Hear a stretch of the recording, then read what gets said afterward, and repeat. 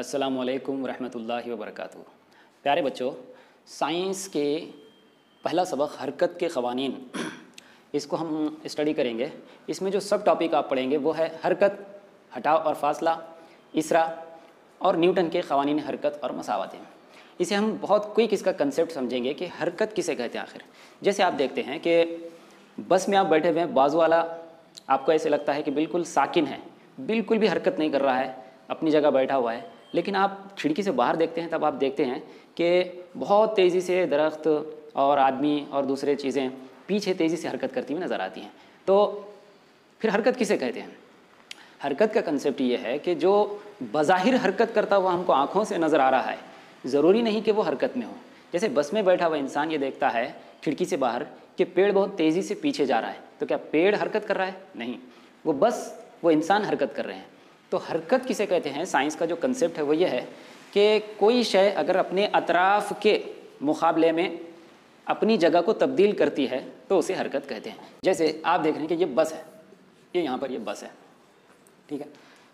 ये बस जो है आगे बढ़ गई, इसका मतलब आप देखेंगे कि ये जो पेड़ या दूसरे हैं इमारतें, उनके मुकाबले में इस बस ने अपनी जगह को तब्दील करके आगे बढ़ गई, इसे हरकत कहते हैं।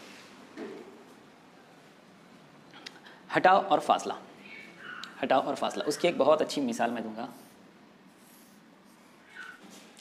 हटाव और फासला, ये दो कंसेप्ट और इनके बीच का जो फ़र्क है उसे हम समझने की कोशिश करेंगे। सबसे पहले ये देखेंगे कि फासला किसे कहते हैं। यहाँ पे एक मिसाल देखिए, एक शख्स मुकाम ए पर था, वो ख़त मुस्तकीम में हरकत करते हुए बी तक पहुँचा। बी के बाद इसने 90 दर्जे का ज़ाविया टर्न करके फिर सी मुकाम तक पहुंचा। तो आप देखते हैं कुल मिला के वो मुकाम ए से बी तक 3 मीटर, बी से सी तक 4 मीटर, इस तरह से उसने जो है पैदल चला है। तो इस पूरे फासले को कहेंगे फासला, ये है फासला। लेकिन आप देखिए मुकाम ए पर पहले वो था, ठीक है, कहाँ कहाँ गया इससे हमको कोई गर्ज नहीं, कोई मतलब नहीं। लेकिन मुकाम ए से आखिरी मुकाम पे जो पहुंचा वो सी था, और मुकाम ए और मुकाम सी, इसका जो मुस्तकीम जो फासला है वो 5 सेंटीमीटर है। तो ये है हटाव।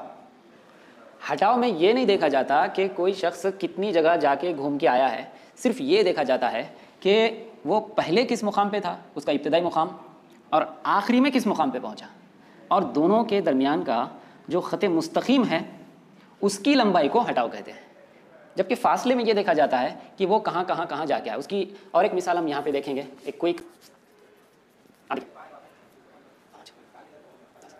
आप देखिए, एक शख्स मुकाम ए से बी पर पहुंचा 5 मीटर, फिर वो 90 दर्जे मुड़ गया, बी से सी पर पहुंचा, 10 मीटर फासला तय किया, फिर सी से डी मुकाम पर पहुंचा, फिर 5 मीटर फासला तय किया। अब आप देखिए कि कुल मिलाकर इसने जो लंबाई तय की है वो कितनी है, ये 5, ये 10 और ये 5, इस तरह से कुल मिला के उसने 20 मीटर की लंबाई तय की है, और ये कहलाता है फासला, डिस्टेंस। और मुकाम ए से डी तक का जो ख़त मुस्तकीम की लंबाई है वो है सिर्फ 10 मीटर, 10 मीटर। तो यहाँ पे हटा हुआ है ए से डी के दरमियान, ये जो हटा हुआ है ये 10 मीटर, और फासला जो रहेगा वो 20। ये कंसेप्ट। अब देखो बच्चों, हम हटाव के कंसेप्ट को पूरी तरह से समझने के लिए एक आखिरी मिसाल देखेंगे। एक शख्स मुकाम ए से उसने अपना सफ़र शुरू किया, वो मुकाम बी पर गया, मुकाम सी पर गया, मुकाम डी पर गया। आप देखिए इस दौरान इसने यहाँ से यहाँ तक, ए से बी तक 5 सेंटीमीटर, 5 मीटर, बी से सी तक 5 मीटर, सी से डी तक 5 मीटर, फिर उसके बाद डी से फिर दोबारा ए तक, ये 5 मीटर फासला तय किया। आप देखिए ये शख्स मुकाम ए से बी, बी से सी, सी से डी और डी से वापस ए मुकाम पर आ गया। तो इसने कुल मिलाकर जो लंबाई तय की वो 5, 5, 5, 5, इस तरह से 20 मीटर इसने कुल लंबाई तय की, और ये कुल लंबाई होगी फासला, जिसे इंग्लिश में डिस्टेंस कहते हैं।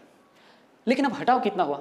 अब आप देखिए कि इस शख्स ने इब्तिदाई मुकाम ए से अपना सफ़र शुरू किया था, लेकिन वो जहाँ जहाँ भी गया वापस अपनी जगह पहुँच गया, इसलिए उसके इब्तिदाई मुकाम यानी शुरू के मुकाम और आखिरी मुकाम यानी इंतहाई मुकाम, उसके दरमियान फासला कितना है?